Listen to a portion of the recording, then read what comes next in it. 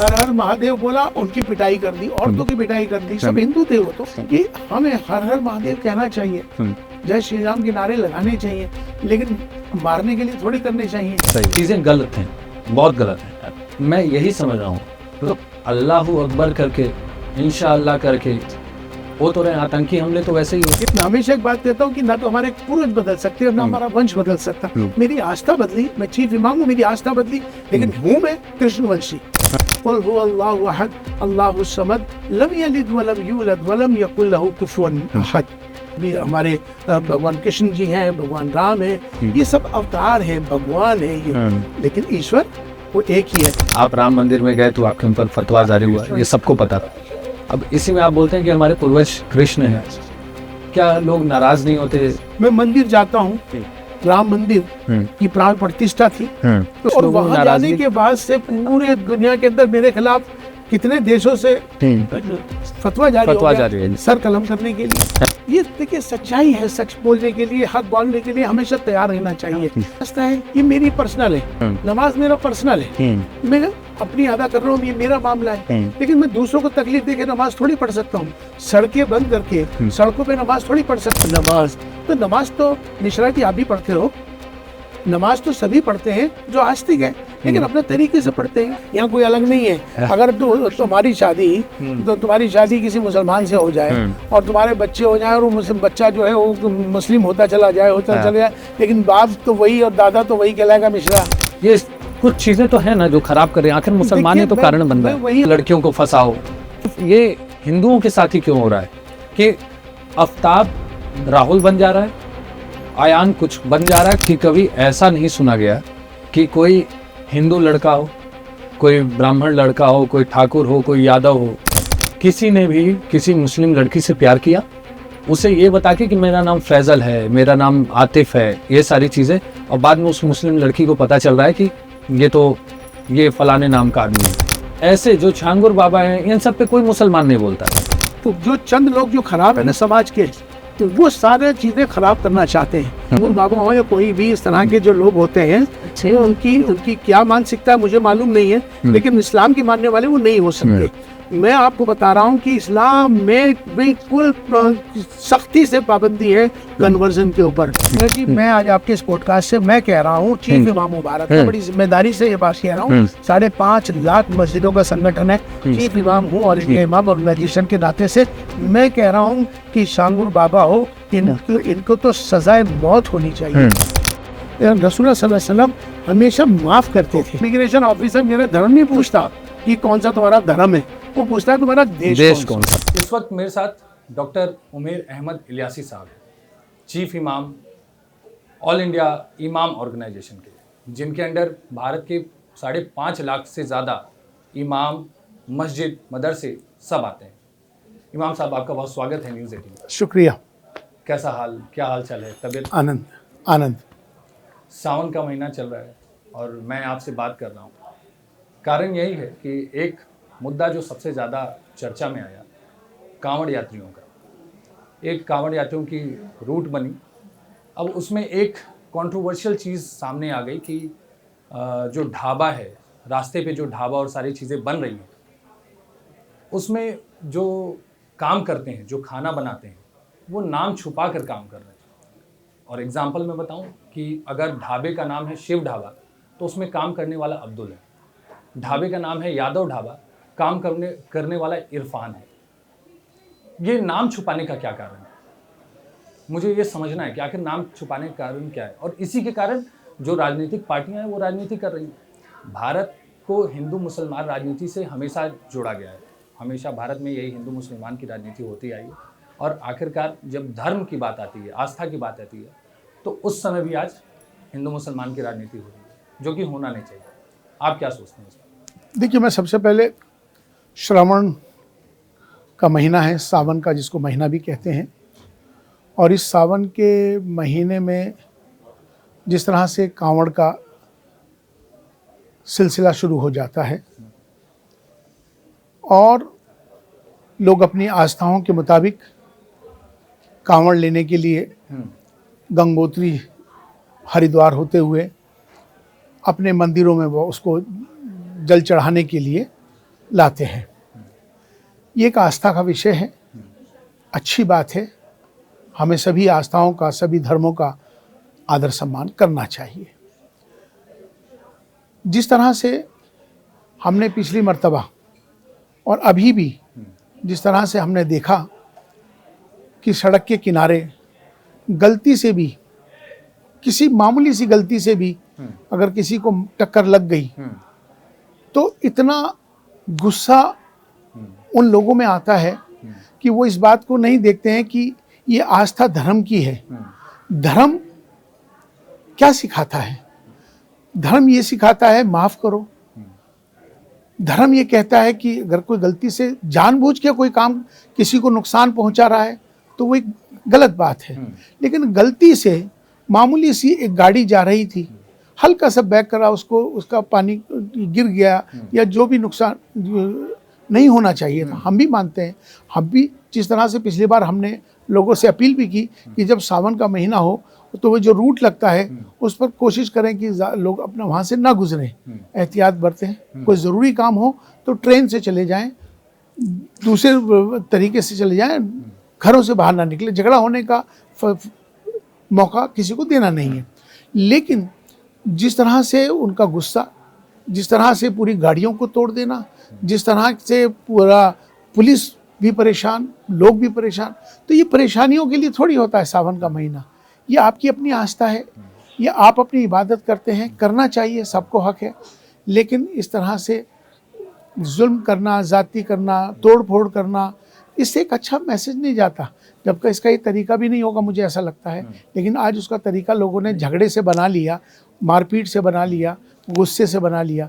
तो मैं हमेशा कहता हूँ कि हमें हर हर महादेव कहना चाहिए, जय श्री राम के नारे लगाने चाहिए, लेकिन मारने के लिए थोड़ी करने चाहिए। आज लोग ये समझ रहे हैं कि जय श्री राम नारा लगाना, हर हर महादेव का नारा लगाने का मतलब मारने का है। दूसरे समाज या दूसरे धर्म के लोग क्या सीखेंगे, क्या समझेंगे? तो अच्छा काम करके जय जय हर हर महादेव कहिए, अच्छा काम करके जय श्री राम कहिए, जो दूसरे लोग भी उससे प्रेरित हों और वो भी हर हर महादेव कहें, जय श्री राम के नारे भी लगाएं।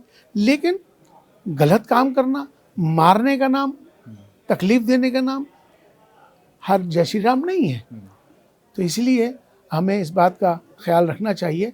जहाँ तक आपका सवाल था कि ढाबे हैं जगह जगह, और ढाबों पे जो मुस्लिम लोग हैं उन्होंने नाम बदल के, या आपने बताया कि उन्होंने, तो वो गलत तरीका है, बिल्कुल गलत है। उनको दूसरों की भावनाओं का, आस्थाओं का ख्याल तो रखना चाहिए।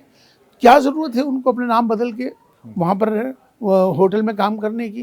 तो ये होटल वाले की भी तो जिम्मेदारी है कि जो होटल का मालिक हिंदू है, उसे पता है कि तुमने काम करने वाला आदमी, जो बनाने वाला, उसे मुसलमान है, वो तो उसको पता है। तो उसकी भी तो जिम्मेदारी है कि वो किसी, अगर मुसलमानों से तकलीफ़ है, मुसलमानों का हाथ का नहीं खाना चाहते हैं, तो उस जो हिंदू है मालिक उस होटल का, तो उसकी भी जिम्मेदारी है।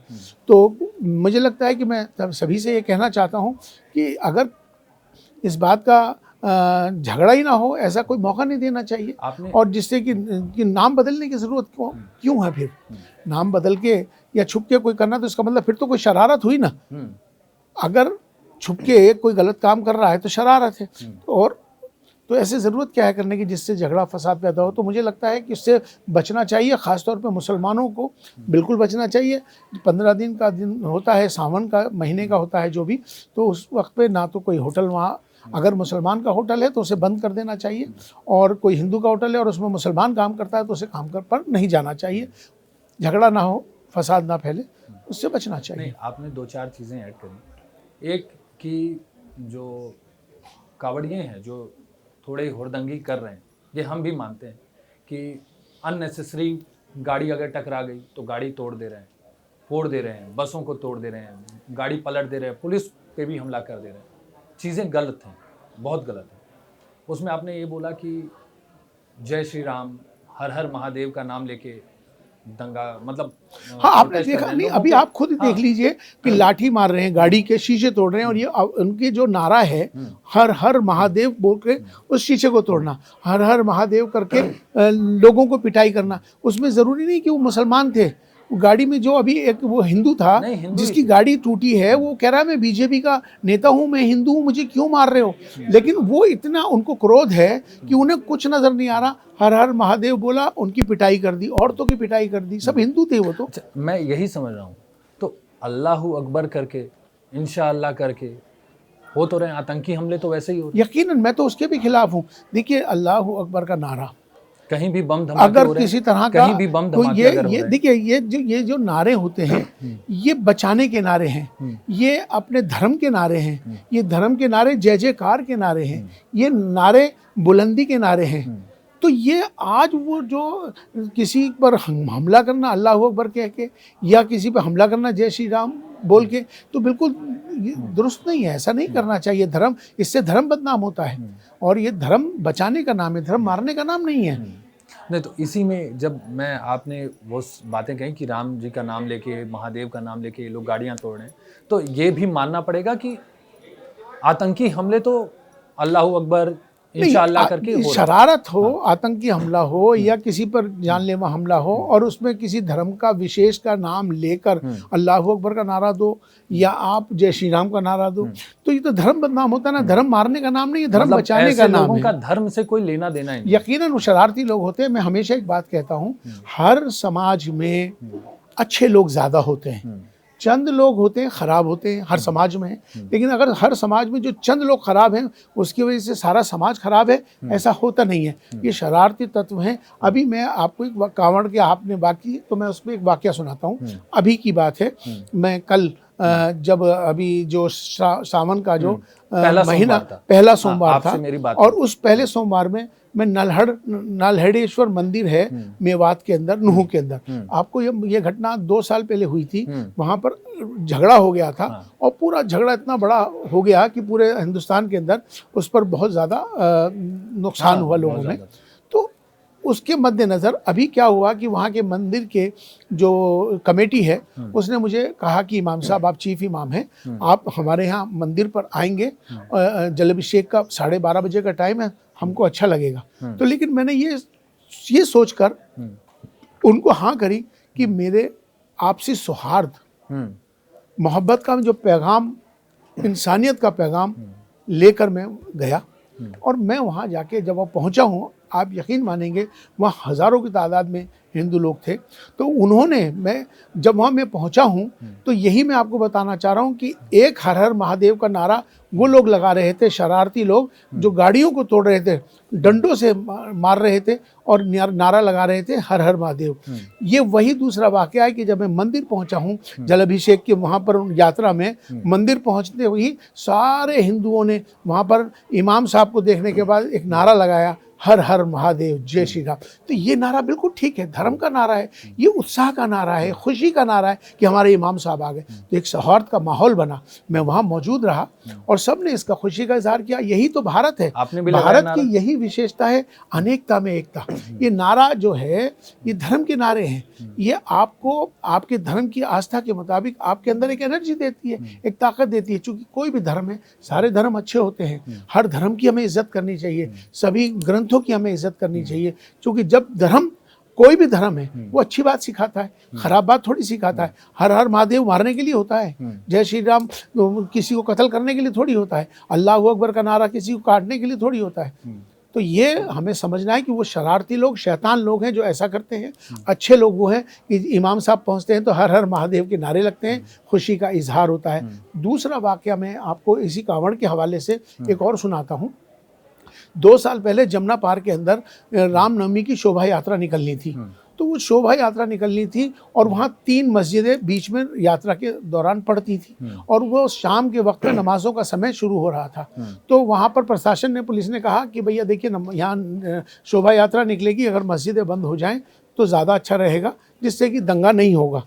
तो वहाँ के जो लोग थे, कमेटी के इमाम और कमेटी के लोग मेरे पास आए, कहने लगे, इमाम साहब, ये पहली मर्तबा होगा कि यहाँ रामनवमी की शोभा यात्रा निकलनी है, लेकिन पुलिस कह रही है कि मस्जिदों को बंद कर दीजिएगा और वहाँ झगड़ा होने का डर है, तो हमें क्या करना चाहिए, आप हमें बताइए। तो मैंने कहा कि आप जैसा मैं बोलूँ आप वैसा करिएगा। तो कहने लगे ठीक है। मैंने कहा लेकिन ठीक नहीं है, जो मैं कह रहा हूँ वैसे ही करिएगा, लाभ मिलेगा आपको। कहने लगे ठीक है इमाम साहब ऐसा करेंगे। मैंने कहा जिस वक्त पे शोभा यात्रा निकलेगी आप मस्जिदों के दरवाज़ों को बंद मत करिएगा, मस्जिदों को दरवाज़ों को खोलिएगा और बाहर एक टेबल लगाइएगा, और टेबल लगाने के बाद फल फ्रूट रखिएगा और पानी की बोतलें रखिएगा। तो जब रामनवमी की शोभा यात्रा यहाँ से जब निकलेगी तो आप खुद मस्जिद वाले लोग उनको पानी की बोतलें दीजिए, फल फ्रूट दीजिए। तो मैंने कहा कि फिर देखिएगा कि क्या वातावरण बनेगा। उन्होंने ये मेरी बात को माना। तो जिस दिन शोभा यात्रा वहाँ से निकली, मस्जिदें खुली और सब लोगों ने छतों पे चढ़ गए, मुसलमान मदरसे इमाम लोग मस्जिदों पे, और जब यात्रा निकली तो उनके ऊपर फूल बरसाए और इसी तरह से उन्होंने पानी दिया। तो इससे क्या हुआ कि एक शांति का माहौल हुआ और जितने लोग यात्रा में जा रहे थे सब लोग आपस में गले मिल रहे थे। तो मेरा मकसद ये है कि दोनों तरफ से ही हमें ऐसे प्रयास करने चाहिए कि जिससे झगड़ा फसाद ना हो। अभी जिस तरह से नूह का नलहड़ का जो मंदिर था वहाँ पर ये पूरा मेवात मुसलमानों का था, तो हमने ऐलान करा वहाँ पर और तमाम मुसलमानों और मस्जिदों से हमने एक बात कही कि देखो जब ये यात्रा निकलेगी तो आप वहाँ पर अपनी छोटी छोटी टेबल्स लगा दो, पानी की बोतलें लगा दो, कुछ फूल ले लो, उनका स्वागत कर देना, एक अच्छी बात जाएगी। तो यही हुआ, जगह जगह गांव-गांव में मुसलमानों ने जगह मस्जिदों के आगे टेबलें लगाई अभी परसों, और टेबलें लगा के वहाँ यात्रा के लोगों पर उन्होंने फूल बरसाए और उन्होंने खूब सबको पानी पिलाया, सब लोग गले गले मिल के गए। तो मुझे लगता है कि आज इसी की ज़रूरत है, यही तो भारत है, ये इसी का नाम भारत है कि हम सब मिलके रहते हैं। तो हमें इस पर काम करना चाहिए। एक वाकया और सुना के अपनी बात को यहाँ से ख़त्म कर रहा हूँ कि अभी की एक वाकया है कि एक जगह है दिल्ली के अंदर सीताराम बाज़ार,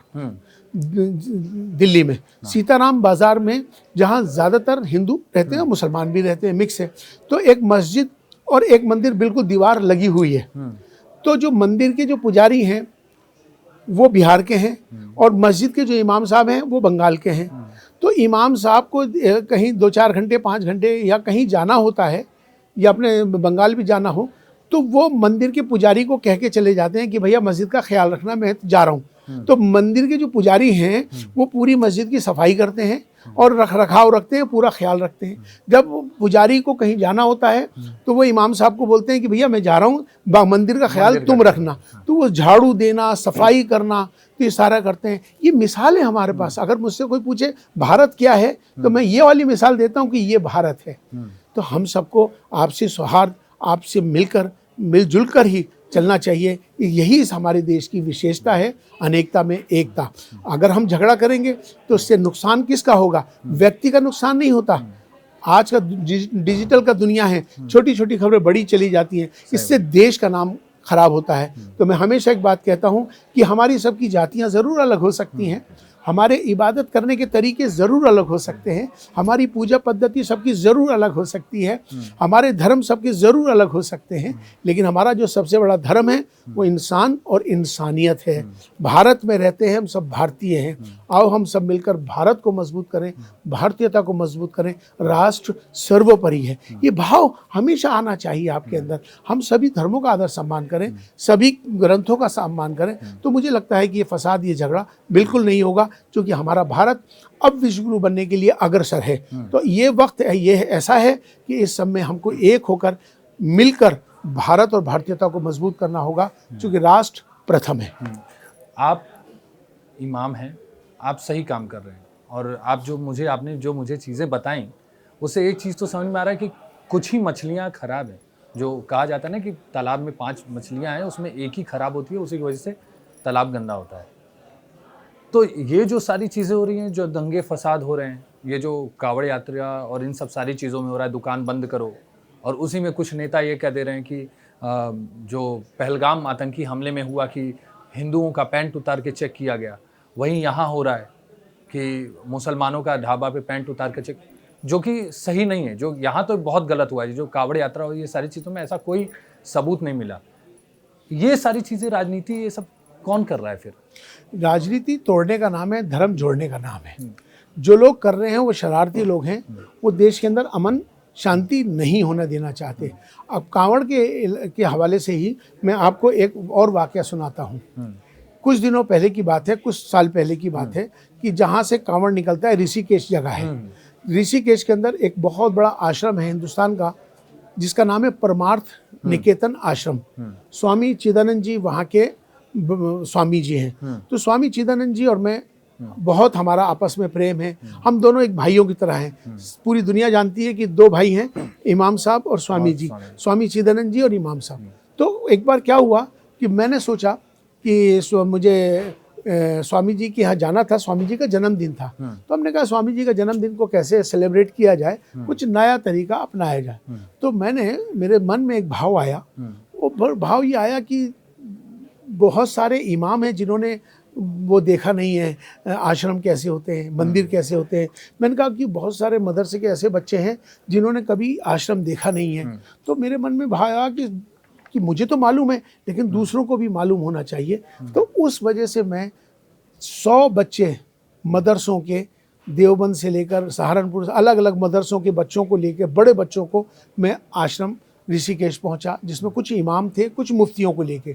जिनको लेके जा रहा था मैंने उनसे कहा कि मैं तुम्हें कहाँ लेके जा रहा हूँ, 3 दिन के लिए, मुझसे पूछना नहीं, लेकिन तुम्हारी ज़िंदगी में एक परिवर्तन आएगा और तुमको बहुत अच्छा लगेगा। तो उन्होंने कहा ठीक है। तो जब मैं उनको लेके गया मंदिर की तरफ, तो लोग हैरान हो गए कि इमाम साहब हमें कहाँ ले जा रहे हैं। वहाँ जब ऋषिकेश के अंदर हम मंदिर में गए, आश्रम के अंदर, तो स्वामी चिदानंद जी और उनके तमाम सब लोगों ने हमारा एक बड़ा भव्य वेलकम किया। बहुत खुश हो गए। तो कुल मिला के शॉर्ट कर रहा हूँ इस बात को कि ये मकसद क्यों है बताने का मेरा, कि जब हम वहाँ पहुँचे तो वो गुरुकुल भी है वहाँ पर बहुत बड़ा। तो उस गुरुकुल के अंदर जो बच्चे हैं उनको ऋषि कुमार कहते हैं, जो हमारे साथ मदरसे के बच्चे हैं उनको तालिब इल्म कहते हैं। तो उतने साइज के, उतने उम्र के बच्चे वहाँ उस गुरुकुल के, हमने स्वामी जी से कहा कि इनकी दोस्ती करा दीजिए, सेम एज के। तो गुरुकुल का बच्चा और ऋषि कुमार का बच्चे दोनों में दोस्ती कराई, उनको उनसे मुलाकात करा दी। चूँकि 3 दिन सबको रहना था, इमामों को हमने पुजारियों से मिलवा दिया और जो उस्ताद थे मदरसों के उनको आचार्यों से मिलवा दिया। तो इस तरह से सबकी एक दोस्ती हो गई। 3 दिन हम वहाँ रहे। तो 3 दिन वहाँ रहने के बाद तो वहाँ उनको पता चला कि मंदिर कैसे होते हैं, पुजारी कैसे होते हैं, गुरुकुल कैसे होते हैं। सब ने आपस में 3 दिन वहाँ रहे और एक्सचेंज प्रोग्राम हमने शुरू किया। वो कुरान के श्लोक सुनाते थे, वो गीता के श्लोक सुनाते थे। इस तरह से एक बहुत अच्छा माहौल, जो कभी ऐसा सुनने में आपने नहीं देखा होगा, जहाँ गुरुकुल के बच्चे और मदरसों के बच्चे एक साथ रहे। तो ये हुआ कि जब वो 3 दिन हम जब वहाँ से हमारा हो गया, 3 दिन के बाद जब हम बसों में बच्चों को बिठा रहे थे, मदरसे के बच्चे और गुरुकुल के बच्चों को, तो बच्चे रो रहे थे आंसुओं से। मदरसे का बच्चा भी रो रहा था और गुरुकुल का बच्चा, जैसे कि सगे भाई बिछड़ गए हों। इतनी मोहब्बत आपस में हो गई उन 3 दिनों के अंदर। क्योंकि आने वाले वक्त में गुरुकुल का जो बच्चा है ऋषि कुमार, वो पुजारी बनेगा मंदिर का, ये मदरसे का बच्चा एक दिन इमाम बनेगा। तो दोनों के अंदर ये मोहब्बत हो गई। क्योंकि ये हमने एक्सचेंज प्रोग्राम एक तजुर्बे के तौर पे शुरू किया था। ठीक है, मदरसा आया गुरुकुल, अब गुरुकुल जाएगा मदरसा। तो अब हम मदरसे भी उनको, अब गुरुकुल के बच्चों को मदरसे ले जाने का चूँकि अभी हमारा प्लान तैयार हो रहा है। तो लेकिन कहने का तात्पर्य ये है कि ये प्रयास है, ये सोच है, जहाँ पर हम सबको एक होने का काम करना चाहिए। तो वो आपस में ऐसे रोए जैसे सगे भाई बिछड़ गए। तो ये काम हमें करना चाहिए। हिंदू, मुसलमान, ये सब एक ही हैं। हम सब कोई बाहर के नहीं हैं। मैं हमेशा एक बात कहता हूँ कि मेरे जो पूर्वज हैं ना, मेरे पूर्वज यहीं के हैं।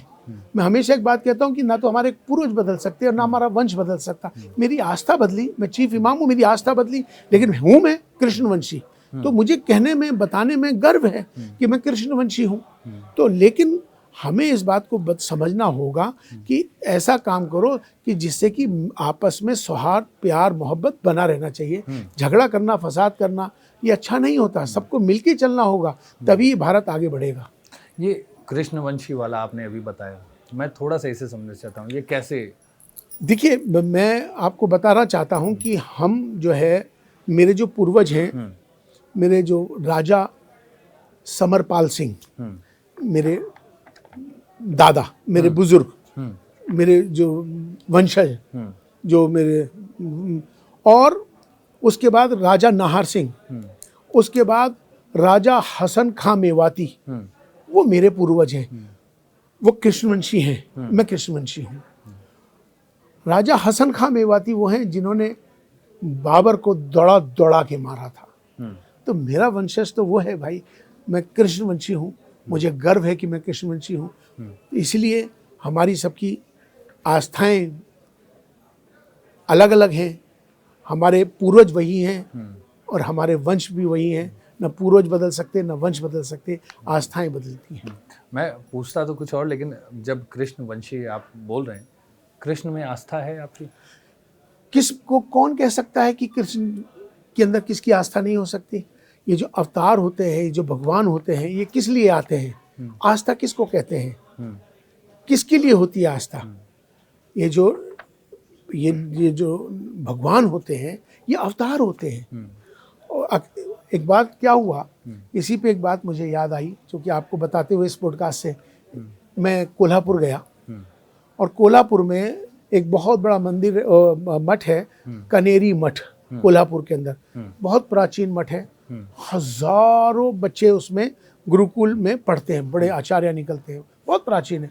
वहाँ के जो स्वामी जी हैं, तो स्वामी जी ने आसपास के 60 गांव एडॉप्ट किए हुए हैं, और उसमें मुसलमान भी रहते हैं उन गांवों के अंदर। उनके अंदर ये भाव नहीं आता कि ये हिंदू मुसलमान है, उन्होंने सबको अडॉप्ट किया हुआ है। जिस गांव की जो जरूरत होती है, स्वामी जी उसको पूरा करते हैं। तो मैं स्वामी जी को पता चला कि चीफ इमाम साहब यहाँ कोल्हापुर आए हुए हैं, तो उन्होंने किसी को जाहिर किया कि इमाम साहब को यहाँ बुलाया जाए। तो मेरे पास उनका निमंत्रण आया, तो मैंने स्वीकार किया और मैं चला गया।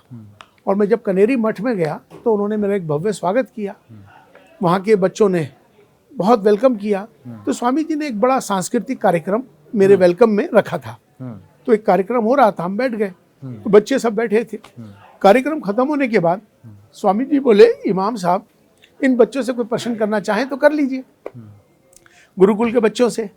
तो मैंने कहा कि नहीं, कोई बात नहीं, कहेंगे नहीं, करिए, मुझे अच्छा लगेगा। तो उन्होंने जोर दिया, तो मैंने एक सवाल किया, और वो सवाल मैंने उन बच्चों से पूछा गुरुकुल के। मैंने कहा, बच्चों ये बताओ कि भगवान में और ईश्वर में क्या अंतर है? तो ज्यादातर जो बच्चे थे सब कहने लगे कि इमाम साहब भगवान भी वही है, ईश्वर भी वही है। सबने मुझे सबने यही कहा। लेकिन एक बच्चा बहुत देर के बाद खड़ा होता है बड़े कॉन्फिडेंस के साथ, कहने लगा, इमाम साहब मैं बताऊंगा आपको। मैंने कहा बताइए, बड़ा कॉन्फिडेंस था उसके अंदर। तो मैंने कहा कि बताइए। कहने लगा, इमाम साहब ये कोई सवाल किया है तो बहुत आसान प्रश्न था आपका, भगवान में ईश्वर में बहुत अंतर है। मैंने बताओ फिर। कहने लगे कि इमाम साहब जो कोई भी जन्म लेगा किसी से, वो भगवान हो सकता है, ईश्वर नहीं हो सकता। ईश्वर एक है, वो निराकार है, उसका कोई आकार कोई रूप नहीं होता, वो अजन्मी होता है। वो ईश्वर हमेशा के लिए है, वो अजन्मी है, वो किसी से जन्म ले लेता, और जो जन्म लेगा वो भगवान हो सकता है।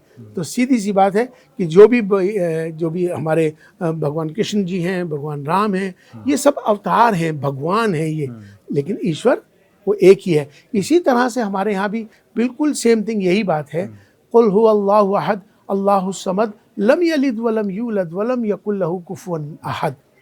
यही सेम कि एक ईश्वर है, वो निराकार है, वही न सोता है, वो न जागता है, वो हमेशा हमेशा के लिए है।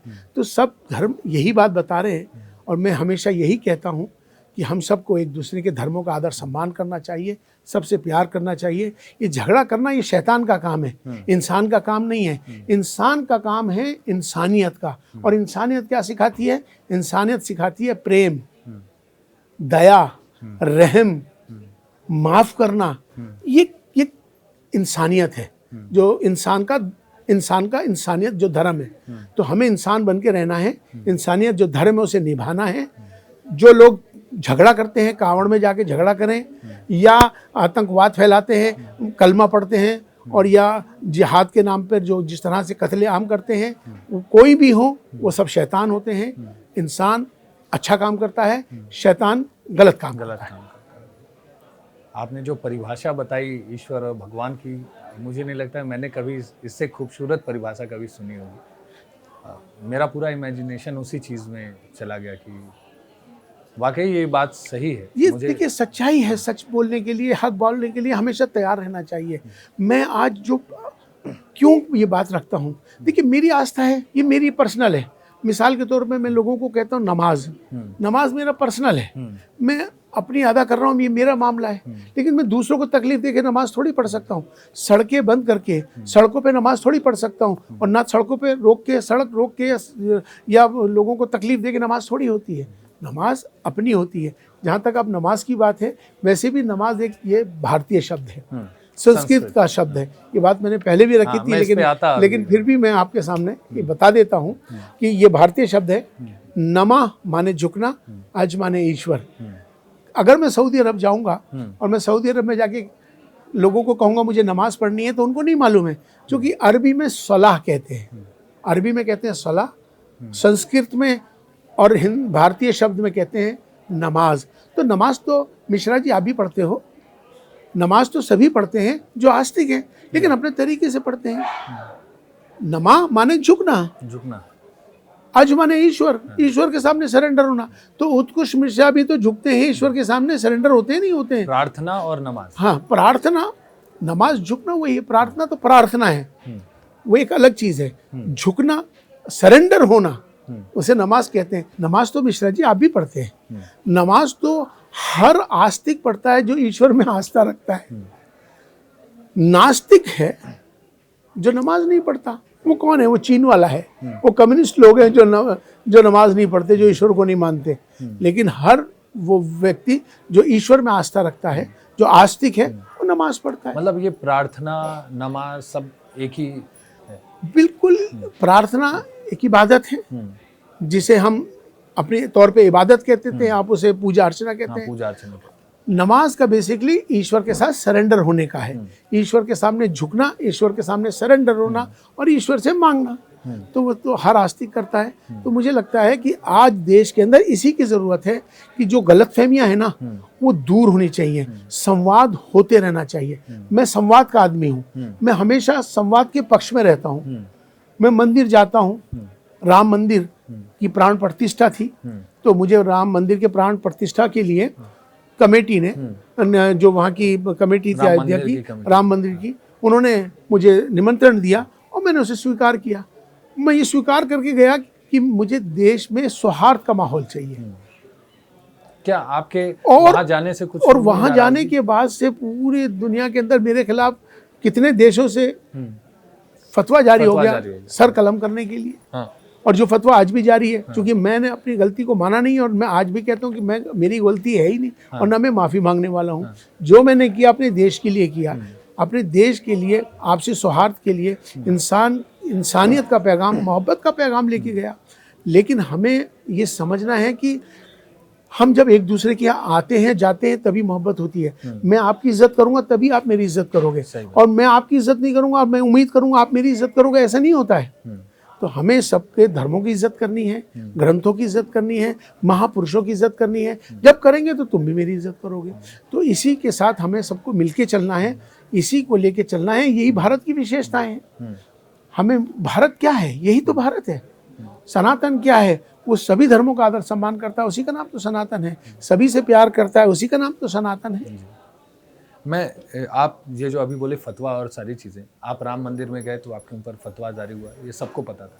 अब इसी में आप बोलते हैं कि हमारे पूर्वज कृष्ण हैं, क्या लोग नाराज़ नहीं होते? देखिए, सच बात को, हक बात को बोलने के लिए कोई नाराज़ नहीं होगा। जो शरारत होगी, जिनको खराब लगना है उन्हें खराब लगना है, जिन्हें अच्छा लगना है उनको अच्छा लगेगा। मैं कृष्णवंशी हूँ, मुझे बताने में गर्व है। मैं बता रहा हूँ कि मैं कृष्णवंशी हूँ, मेरे पूर्वज ये लोग हैं। तो इसलिए अब भारत के अंदर 99% लोग, भारत के अंदर रहने वाले सब के पूर्वज यहीं के हैं। अरब से नहीं आए, सब यहीं के थे। सबकी आस्थाएं बदली, लेकिन पूर्वज हमारे यहीं के हैं। वंश भी हमारे यहीं के हैं। कोई सूर्यवंशी कहलाएगा, कोई कृष्णवंशी कहलाएगा। आपके अंदर 5.5 लाख इमाम आते हैं, मदरसे आते हैं, किसी ने तो विरोध किया होगा, इमामों ने ही, जैसे आप इमाम हैं, उसी में कुछ इमाम, किसी ने तो विरोध किया होगा, किसी ने तो कुछ बोला होगा। आप हर बार जाते हैं, कहीं पे भी जाते हैं, आप बोल देते हैं मैं कृष्णवंशी हूँ, कृष्णवंशी हूँ। कुछ मुसलमान क्या पता नाराज हो जाए। ये बात आपने सही कही कि इस तरह की कठिनाई, मतलब इनके विरोध का सामना मुझे करते रहना पड़ता है। लेकिन मैं इन चीज़ों से डरता इसलिए नहीं, जो कि मैं हक पे हूँ। मेरे सामने मेरा देश होता है, मेरे सामने मेरा सब लोग होते हैं, जिससे कि ऐसा माहौल जिससे बने कि जिससे हमको आपस में मिल के रहना है। अगर मैं कृष्णवंशी हूँ तो मुझे बताने में दिक्कत नहीं है, लेकिन जिसको दिक्कत है उसे विरोध करता है, वो करता रहता है। बहुत लोग हैं जो मेरा विरोध करते हैं, करने दो, मुझे इसका कोई फर्क नहीं पड़ता है। लेकिन ऐसे भी बहुत सारे मुसलमान हैं, ऐसे भी बहुत सारे इमाम हैं कि उन्होंने कहा कि हमारे वंशज भी कृष्ण और सूर्यवंशी भी थे और कृष्णवंशी भी थे। अच्छा। भगवान राम के भी वंशज थे, ऐसे बहुत लोग मुझे मिले, लेकिन वो बेचारे बोलना उनके लिए आसान नहीं था। लेकिन ये जब मैंने बोला तो लोगों के अंदर हिम्मत आई। अच्छा, अब इस चर्चा से थोड़ा सा आगे बढ़ते हैं कि ये जो हिंदू मुसलमान में जो तोड़ रहा है, ये क्यों तोड़ रहे हैं लोग? आपने ये बोला कि आप गुरुकुल के बच्चे, वहाँ के मदरसे के बच्चे एक दूसरे से मिलते हैं। वो आपने एक कहानी भी सुनाई कि जब वो लोग अलग हो रहे थे 3-4 दिन के बाद तो वो रोने लगे। तो मतलब ये तो दिख रहा है कि प्यार है, हिंदू मुसलमान में प्यार अभी भी है। तो ये नफरत कहाँ से, इसकी जड़ क्या है? नफरत कौन पैदा कर दे रहा है? जड़ जो नफरत फैलाने वाले जो लोग हैं, मैंने बताया ना कि हर समाज में अच्छे लोग ज्यादा हैं, चंद लोग खराब हैं जो नफरत का फैला के अपनी राजनीति करना चाहते हैं। लेकिन हमें धर्म के लोगों को ये चाहिए, असल तो धर्म के लोगों की अब जिम्मेदारी है, मंदिरों से, मस्जिदों से, गुरुद्वारों से हमें एक पैगाम देना चाहिए, पैगाम मोहब्बत, पैगाम इंसानियत। देखिए, जब सब लोग मिलके करेंगे तभी होगा। एक वाकया और सुनाता हूँ आपको, एक वाकया गुरुद्वारे से सुनाता हूँ। एक बार पटना साहिब में गुरु गोविंद सिंह जी का बड़ा गुरुद्वारा है, तो वहाँ पर गुरुद्वारे का जो रेनोवेशन हो रहा था, तो उस गुरुद्वारे के जो मैनेजमेंट है और जो गुरुद्वारे को जो संस्था बनाने के लिए पैसा दे रही थी, वो भाई महेंद्र सिंह हैं, जिनका निष्काम जत्था सेवा इंग्लैंड वाले। तो उनका फ़ोन मेरे पास आया एक दिन कि इमाम साहब, इस तारीख में हम आपके पास मिलने के लिए आ रहे हैं दिल्ली। मैंने स्वागत है मेरा उनके साथ। भाई महेंद्र सिंह जी हैं, उनके साथ बहुत अच्छा संबंध है। उन भाई महेंद्र सिंह जी आए मेरे पास, टाइम दिया, बैठे। तो भाई महेंद्र सिंह जी बोले कि इमाम साहब, कल सवेरे की आपकी पटना की टिकट करा रहे हैं, हमें नहीं मालूम आपके क्या प्रोग्राम है, लेकिन कल आपको हमारे साथ पटना चलना होगा। मैंने कहा कि कोई ख़ास बात है? कहने का ख़ास बात वहीं जाके मालूम होगी, हम आपको अभी नहीं बता सकते। मैंने कहा ठीक है। तो भाई महेंद्र सिंह जी के कहने पर मैं पटना चला गया। तो जब मैं पटना गया तो रात को हम वहाँ रुक गए, गुरुद्वारे में रात को हम जाके सोए, और सुबह 4 बजे जब कीर्तन का समय हुआ तो उठे, तो भाई महेंद्र सिंह जी और वहाँ की जो कमेटी है, गुरुद्वारा प्रबंधक कमेटी, सब लोग इकट्ठे हुए और मुझे लेके आए एक जगह पर। कहने लगे, इमाम साहब, हम दोबारा से इसको रेनोवेट कर रहे हैं गुरुद्वारे को, और यहाँ पर एक बहुत बड़ा हम चीज़ें अच्छे से कर रहे हैं, हम आपको क्यों लाए हैं वो हम आपको आज बताते हैं। मैंने बताइए। कहने लगे, हम आपको इसलिए लाए हैं कि बिल्कुल गुरुद्वारे के बगल में एक मस्जिद है प्राचीन। जब भाई महेंद्र सिंह जी बोले, कहने लगे, जब हम इसको रेनोवेट करने के लिए नक्शा बना रहे थे और उसकी तैयारी कर रहे थे, तो हमारे मन में एक भाव आया कि ये प्राचीन मस्जिद है, ये भी तो खुदा का घर है, हम ये बना रहे हैं, ये भी गुरुद्वारा खुदा का घर है, तो क्यों ना मस्जिद को भी हम अच्छे से और सुंदर बनाएं। तो मैंने कहा, तो बहुत अच्छा भाव है, तो हमने आपको इसलिए बुलाया चूँकि आप चीफ इमाम हैं, आप हमें इसकी इजाज़त दे दीजिए कि इस मस्जिद को भी हम जिस तरह से गुरुद्वारे को अच्छा करके बनाएंगे, इसी तरह से इस मस्जिद को भी हम खूबसूरत और अच्छा बनाएंगे इसी तरह से। तो मकसद कहने का ये, बताने का ये है कि ऐसे मिलके चलने में सबका भला है। उनकी सोच देखिए कि मंदिर हो, गुरुद्वारे हों, मठ हों, ये सब इबादत की जगहें हैं, सब एक ईश्वर के साथ कनेक्ट होते हैं, प्योरिटी आती है, अच्छे के लिए जाता है ना आदमी, वो बुराई के लिए थोड़ी जाता है। तो एक अच्छी सोच है, ये सोच हर जगह होनी चाहिए। तो इसलिए मैं कह रहा हूँ कि हम सबको मिलके चलना चाहिए। हिंदू, मुसलमान, सिख, ईसाई, ये जो नफ़रत का है ना, ये नफ़रत नहीं होनी चाहिए। ये कोई भी धर्म नफ़रत की बात नहीं करता। हमें सबको मिलके चलना होगा और मिलके रहने में ही हम सबका भला है, क्योंकि ईश्वर ने हम सबको एक इंसान बना के भेजा है, और इंसानियत जो हमारा धर्म है, हमें उसे निभाना है, इसे हमें निभाते रहना है। वही चीज़ की एक है तो सेफ हैं आप, हम हिंदू, मुस्लिम, सिख, ईसाई, अगर हम सब साथ रहेंगे तभी हम हमारा खून सबका एक ही मिलेगा। अगर आप हमारा डीएनए देखेंगे तो यहाँ के सबका डीएनए सब भारतीय डीएनए है, यहाँ कोई अलग नहीं है। अगर तुम्हारी शादी किसी मुसलमान से हो जाए और तुम्हारे बच्चे हो जाएं और वो बच्चा जो है वो मुस्लिम होता चला जाए, लेकिन बाप तो वही और दादा तो वही कहलाएगा मिश्रा। सही। तो इसलिए तो न पूर्वज थोड़ी बदल जाएंगे, वंश थोड़ी बदल जाएंगे, आस्था बदलेगी। तो लेकिन हमें लड़ना नहीं है, हम सब यहीं के हैं, हम सब भारतीय बन के रहना है, हम सबको एक होना है। अब आपको एक बात बताता हूँ, हम जब सऊदी अरब जाते हैं हज करने के लिए, जब हज करने के लिए जाते हैं तो इमिग्रेशन ऑफिसर जब वहाँ पर हम पहुँचते हैं, अपना पासपोर्ट दिखाते हैं इमिग्रेशन ऑफिसर को, तो इमिग्रेशन ऑफिसर मेरा धर्म नहीं पूछता कि कौन सा तुम्हारा धर्म है, वो पूछता है तुम्हारा देश कौन सा। तो देश प्रथम है, हमेशा ध्यान रखना चाहिए। देश के प्रति सबका भाव अच्छा होना चाहिए, क्योंकि देश हमें देता है सब कुछ, हम भी तो कुछ देना सीखें। ये भाव सबके अंदर आना चाहिए, जिससे प्यार मोहब्बत बना रहेगा। अच्छा, तो ये सारी चीज़ें जब ऐसे चल रही हैं, फिर भी कहीं ना कहीं मुसलमान तो कारण बन रहा है ना, जो देश में नफरत हो गई अचानक से, एक बैग इतना ज़्यादा तबका और इतना ज़्यादा पब्लिक मुसलमानों के खिलाफ हो गई, मुसलमानों से नाराज़ हो गई। अब कारण क्या बन रहा है? थूक जिहाद। ये थूक जिहाद कि खाने में थूक दे रहे हैं, हमेशा विजुअल्स ऐसे आते हैं, आप भी देखे होंगे। थूक जिहाद जैसे चीज़ें बन गई। फिर एक ये झांगुर बाबा करके आपने खबर सुनी होगी कि वो जो मुस्लिम लड़के हैं उनसे बोल रहा है कि आप हिंदू लड़कियों को फंसाओ, फिर उनको विदेश जाके उनका कन्वर्जन करा रहे हैं, सब कुछ करा रहे हैं। ये कुछ चीज़ें तो है ना जो खराब कर रहे हैं, आखिर मुसलमान ही तो कारण बन। मैं वही आपको कह रहा हूँ मिश्रा जी, बात आपको समझने की है कि जो चंद लोग जो खराब है ना समाज के, वो सारा चीज़ें खराब करना चाहते हैं, चाहे शांगुर बाबा हो या कौन से बाबा हो।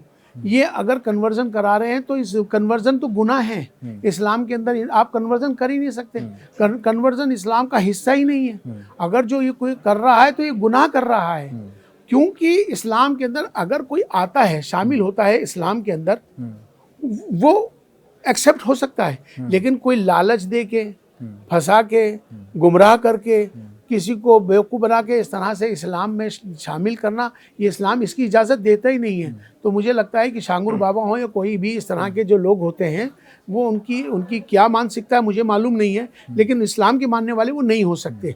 मैं आपको बता रहा हूँ कि इस्लाम में बिल्कुल सख्ती से पाबंदी है कन्वर्जन के ऊपर। जब अब मैं आपको एक मिसाल देता हूँ इसकी। आप मिश्रा जी हैं, आपका नाम उत्कृष्ट मिश्रा है, ठीक है जी, उत्कृष्ट मिश्रा आपका नाम है। आपको जो नाम मिला मिश्रा, आपको जो माता पिता मिले, आपको जो देश मिला जहाँ जन्म हुआ, ये आपकी मर्जी से आए थे क्या? इसी तरह से कोई मैं अपनी मर्जी से आया था क्या? दुनिया में जितने भी लोग आते हैं कि अपनी मर्जी से आते हैं क्या? वो सब ईश्वर की मर्जी से आते हैं। जो सनातन में पैदा होता है वो सनातन में आ गया, और जो इस्लाम में आ गया वो इस्लाम में। और जिसको जिस धर्म में रहना है उसमें सब इंजॉय करिए, क्योंकि सारे धर्म अच्छी बात सिखाते हैं, सारे धर्मों के ग्रंथ अच्छी बात सिखाते हैं, उनके जो महापुरुष हैं वो अच्छी बात सिखाते हैं, बुराइयों से रोकते हैं, सत्य के मार्ग पर ले जाने की बात करते हैं। लेकिन आज अफसोस की बात यह है कि चंद लोग जो नफरत फैलाने की कोशिश कर रहे हैं, हिंदू मुसलमान में फसाद कराने की कोशिश कर रहे हैं, हमें उनसे बचने की ज़रूरत है। आज हमें सबको एक होकर इसका, इसीलिए तो मैं राम मंदिर गया था। क्यों जाना? राम मंदिर इतने बड़ा मैंने फैसला लिया, मेरे को कत्ल करने के कितने फतवे जारी हो गए, लेकिन आज तक मैं इस बात पे क्यों हूँ? क्योंकि मैं चाहता हूँ कि देश के अंदर सौहार्द, आपस में प्यार मोहब्बत हमारा रहना चाहिए। यही हमारा भारत है। जो आए, जिन्होंने कहाँ कहाँ लूटपाट करी, जिन्होंने देश को लूटा या मंदिरों को तोड़ा, हम उनके पक्ष में नहीं हैं। हम उस हक में हैं कि जहाँ हम सबको एक होकर रहना है, एक होकर भारत को मजबूत करना है। आज का जो समय, आज का जो ज़रूरत है वो आपसी सौहार्द है, और इस पर ध्यान देना चाहिए। हमें ऐसे प्रोग्राम्स करने चाहिए, संवाद करने चाहिए, डायलॉग करने चाहिए। डायलॉग मंदिरों की, मस्जिदों का रेगुलर होने चाहिए, जिससे कि आपस में समन्वय बने, नफ़रत ख़त्म हो, प्यार मोहब्बत में मिलके नफ़रत को ख़त्म करके मोहब्बत में तब्दील करो। आज देश को इसकी ज़रूरत है। मैं हैरान हो जाता हूँ मिश्रा जी, आज चीन कहाँ से कहाँ चला गया। आज चीन ने एक नया सूरज भी बना दिया। आज वो डिजिटल, पूरे जापान कहाँ से कहाँ चला गया, तरक्की कर रहा है। कोरिया कहाँ से कहाँ। आज हम इसी में लगे कि ये हरा रंग तो मुसलमान का हो गया, भगवा रंग हिंदू का हो गया, ये बकरा तो हो गया मुसलमान का, और गाय हो गई हिंदू की। अरे कितनी अकल के पागल हो, ये तुम क्या कर रहे हो? आज दुनिया कहाँ से कहाँ जा रही है, डिजिटल दुनिया है। आज पूरी दुनिया वहाँ जाके मंगल ग्रह पे जा रही है, मंगल ग्रह पे जाने की तैयारी कर रही है। आज हम सारी दुनिया तरक्की की तरफ जा रही है, आज हम इसी में उलझे हुए हैं, हिंदू और मुसलमान। अरे बेवकूफ़ो, ऐसा क्यों कर रहे हो? ये समझने की ज़रूरत है। लड़वा रहे हैं जो लोग, उनकी बातों में बहकावे में हमें नहीं आना है, हम सबको मिल के रहना है।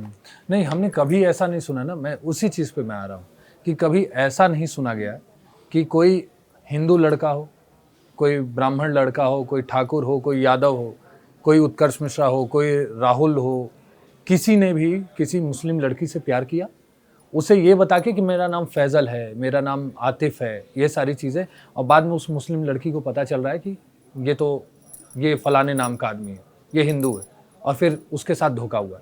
लेकिन सिर्फ ये हिंदुओं के साथ ही क्यों हो रहा है कि आफ्ताब राहुल बन जा रहा है, आयान कुछ बन जा रहा है, कोई कुछ बन जा रहा है, और बाद में पता चला है फतवा करते हैं ये लोग। मैं बिल्कुल इसके खिलाफ हूँ, और मैंने इस पे सबको कहा है कि देखिए, आप अपनी और एक पहचान को छुपा के जो काम कर रहे हैं वो गलत कर रहे हैं। मैं एक और चीज ऐड करूंगा कि ऐसे जो छांगुर बाबा हैं, इन सब पे कोई मुसलमान नहीं बोलता, जो देश के भी मुसलमान। आप तो खिलाफ बोल रहे हैं।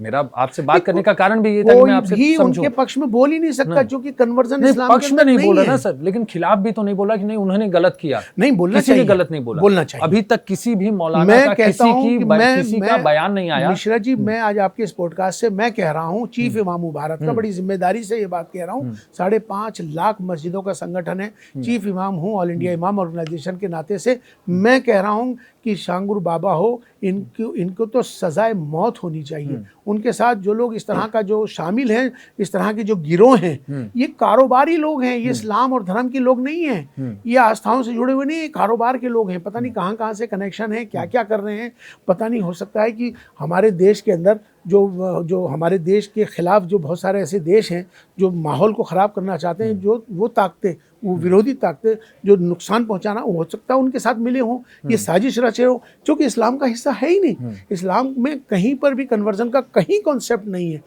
क्योंकि मना किया गया है कि आप कन्वर्जन नहीं हो सकता। कोई खुशी से आता है वो एक अलग चीज़ है, लेकिन लालच से, कोई शादी के बहाने से कोई इस्लाम धर्म करता है, वो भी जायज़ नहीं है। बहुत से लोग हैं जो शादी के बहाने से अपने कन्वर्ट हो जाते हैं, वो भी गुनाह है, उसको भी मना किया गया है। कोई बहकाता है, कोई लालच में करता है, पैसे से करता है, या कोई भी करता है, वो गुनाह है, उसको नहीं करना चाहिए। और ऐसे लोग जो करते हैं उनको सख्त से सख्त सजा मिलनी चाहिए। खास तौर पे छांगुर बाबा या क्या नाम आदमी है, ये कौन है, हमें तो आज तक हमने इसका नाम भी नहीं सुना।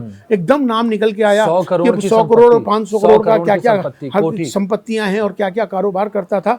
अब इसकी तो तहकीकात होनी चाहिए। हो सकता है किसी राष्ट्र विरोधी ताकतों से जुड़ा हुआ हो, पता नहीं कहाँ से जुड़े हैं, क्या साजिश है, कहाँ से हो रहा है कुछ देश। लेकिन हमें समझने की जरूरत है। मैं तमाम इस पॉडकास्ट से तमाम सबको ही बताना चाहता हूँ कि इसका इस्लाम से ताल्लुक नहीं है।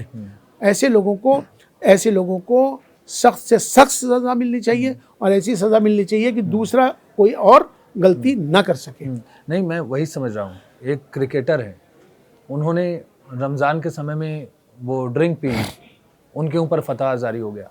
आप राम मंदिर जाते हैं, आपके ऊपर फतवा जारी हो जाता है। आप कृष्णवंशी बोलते हैं, खुद को फतवा जारी हो जाता है।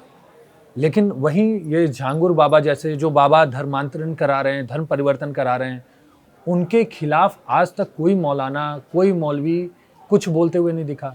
इतने दिन से टीवी पे कवरेज चल रही है, आपके सामने अभी भी वो स्क्रीन लगी है, वही देखिए, अभी भी उस पर छांगुर बाबा की कवरेज चल रही है। लेकिन एक भी मौलाना की बाइट नहीं आई, किसी की बाइट नहीं आई जिसने खिलाफ बोला हो। बिल्कुल, किसी ने फतवा जारी किया। ये मैं इस बात की आपको आपके इस पॉडकास्ट के जरिए से तमाम मुसलमानों से भी कहना चाहता हूँ कि जो चीज़ गलत है उसको गलत को गलत कहना चाहिए। अब चूंकि मैं चीफ इमाम होने के मैं चूंकि मैं था नहीं इंडिया में, मैं लंदन में था। मैं अभी आया हूँ और ये बात अभी मेरे सामने आई है, और आपने मुझे पॉडकास्ट के लिए बुलाया और आपने कहा भी था कि छांगुर बाबा पे हम ये पॉडकास्ट करेंगे, तो मैंने आपसे खुद कहा था कि मैं करूँगा इसके लिए, क्योंकि जो ऐसे लोग हैं उनको सज़ा मिलनी चाहिए, और मुसलमानों की जो संगठन है, मुस्लिम की तंजीमें, उनको भी ऐसे मौके पर बाहर आना चाहिए, उसका विरोध करना चाहिए। जो गलत है उसको गलत बताना चाहिए। खामोशी भी तो अच्छी बात नहीं है, खामोशी होना ठीक नहीं है। तो आज मैं इसका ऐलान करता हूँ कि शंगूर बाबा के खिलाफ जो जितनी भी जो उनकी इंक्वायरियाँ होनी चाहिए, और कहाँ से उनकी क्या क्या कनेक्शन है, उसको तहकीकात होनी चाहिए और उनको सख्त से सख्त सज़ा मिलनी चाहिए। सजा क्या मिलनी चाहिए? फांसी की सजा होती फतवा है। सारी चीजें देखिए, सबसे बड़ी सजा फांसी की होती है, और फांसी सरेआम ऐसी लोगों को ऐसी सजा देनी चाहिए कि जिससे कि दूसरा इबरत ले, कोई दूसरा आदमी ऐसा काम ना कर सके। अच्छा, मैं एक केस है शरिया पे, अगर बात करें, अगर हम शरिया पे आए तो अभी एक केस आया निमिषा प्रिया की, यमन में है, वो नर्स का काम करती है। अब उन पे आरोप लगाया कि उन्होंने एक अपने साथी का, जो यमन के निवासी, उनकी हत्या कर दी। उन पे आरोप ये लगा कि उनका पासपोर्ट, उस तलाल नाम है उनका, उन्होंने उनका पासपोर्ट ले लिया, जिसके बाद उन्होंने इंजेक्शन उनको दिया, क्योंकि वो नर्स हैं तो उनको सारी चीज़ें पता होंगी। उन्होंने इंजेक्शन लिया, डोज ज़्यादा होने के कारण उनकी मौत हो गई।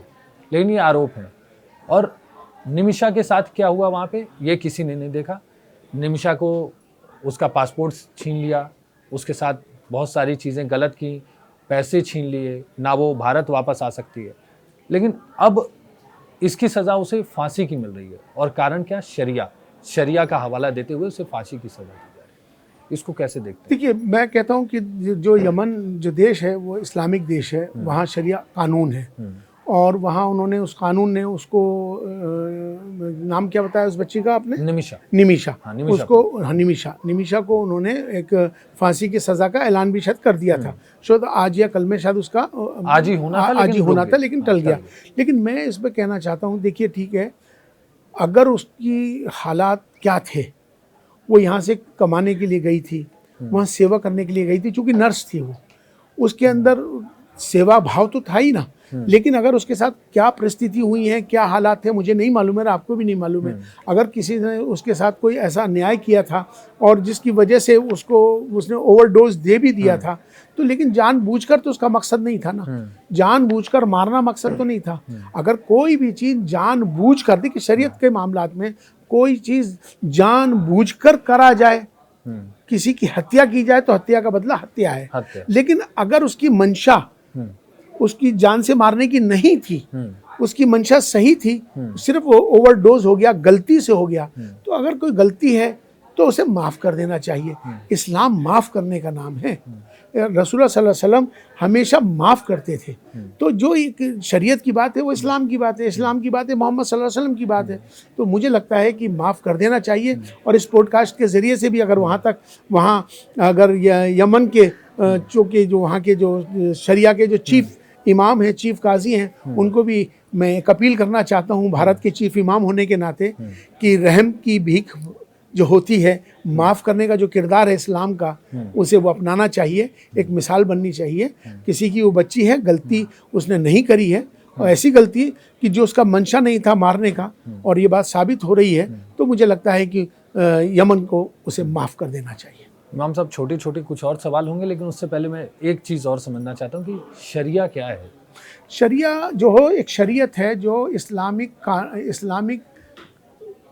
कानून, उसको शरीयत कहते हैं। इस्लामिक कानून को शरीयत कहते हैं। इस्लाम क्या कहता है, इस्लामिक कानून किस चीज़ की इजाज़त देता है, उसे शरिया कहते हैं। इस्लामिक कानून को शरिया कहते हैं। तो भारत में भी तो बहुत लोग कहते हैं कि शरिया कानून होना चाहिए। नहीं, भारत में शरिया कानून कैसे हो सकता है? ये कोई इस्लामिक देश थोड़ी है जो शरिया कानून हो जाएगा। नहीं तो मुसलमान भारत है, ये भारत का जो संविधान है, कि भारत का जो संविधान है वो सबको लेके साथ चलने का है। यहाँ सबको मिलके साथ चलने का है। इस संविधान में सबको अपनी आस्थाओं के साथ इबादत करने के और रहने के सबको अधिकार दिए गए हैं। ये इस्लामिक देश नहीं है। बहुत बार होता है कि वक्फ या किसी भी चीज़ पे, जैसे 3 तलाक पे, इन सब चीज़ों पे जब कानून बना तो मुसलमानों ने शरिया का हवाला दिया कि भाई ऐसा है, यहाँ नहीं हो सकता, भारत में नहीं हो सकता। लेकिन जब वही चीज़ें दूसरे तरह से होती हैं तो फिर वो संविधान का कंधा लेने लगता है, संविधान के ऊपर चढ़ जाते हैं कि संविधान हमें ये हक देता है, वो हक देता है। मैं समझता हूँ, मैं जो बात है, शरिया हमें जिस चीज़ की इजाज़त देती है इस्लामिक कानून, वो हमारा एक दायरा है। लेकिन अगर हम बहुत सारे चीज़ें इस देश के अंदर, क्योंकि यहाँ इस्लामिक देश नहीं है, मिसाल के तौर पे मैं राम मंदिर गया, अगर ये जो फतवे मुझ पे जारी करे गए हैं दुबई से, पाकिस्तान से, हैं, ईरान से, दुबई से, इंग्लैंड से, अमेरिका से, ये वो जो देश हैं जहाँ के बहुत सारे मुस्लिम देश हैं जिन्होंने मुझ पे फतवे जारी हुए, लेकिन उनको ये पता नहीं था कि ये भारत जो है शरियत नहीं है, ये इस्लामिक देश नहीं है, ये मुझ पर फतवा तुम्हारा जारी नहीं हो सकता। ये जारी अगर मैं वहाँ होता तो ये फतवा लागू था मुझ पे, मेरा सर कलम कर देते वो लोग। लेकिन ये भारत है, यहाँ भारत के अंदर इस तरह की जो कानून है वो संविधान सबको एक साथ रहने का, सबको एक दूसरे की आस्थाओं का, इबादत करने के साथ चलने का पूरी छूट देता है। फतवा जारी होता है तो मतलब फिर उसका सर कलम और ये सारी चीज़ें की जाती हैं। फतवे जारी उन लोगों के लिए करते हैं, जैसा मेरे लिए उन्होंने कर रखा था कि राम मंदिर क्यों गए, इन्होंने प्राण प्रतिष्ठा में राम मंदिर में गए तो अब ये काफिर हो गए हैं, इनका अब सर कलम कर देना चाहिए।